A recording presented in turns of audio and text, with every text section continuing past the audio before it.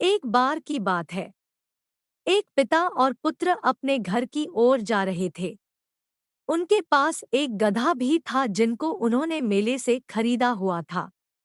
चलते चलते वे तीनों एक गांव में पहुंचे जहां उन्हें कुछ लोगों ने देखा और कहा कि कैसे मूर्ख आदमी है।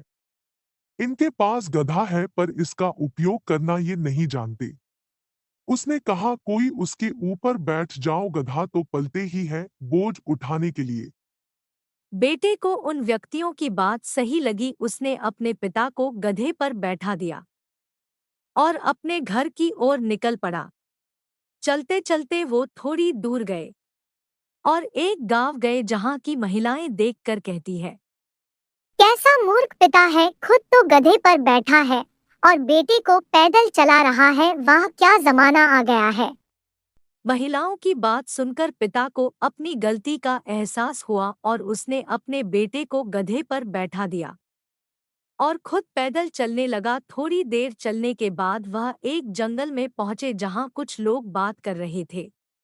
वे दोनों को देखकर वह बोलते हैं, कैसा बेटा है, खुद गधे पर बैठा है और बूढ़े बाप को पैदल चला रहा है।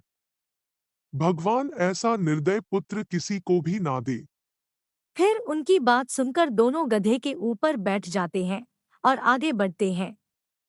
चलते चलते वह एक कुटिया के पास पहुंचे जहां एक साधु दिखाई दिया। साधु ने उन दोनों को देखकर बोला, तुम दोनों कितने निर्दय हो।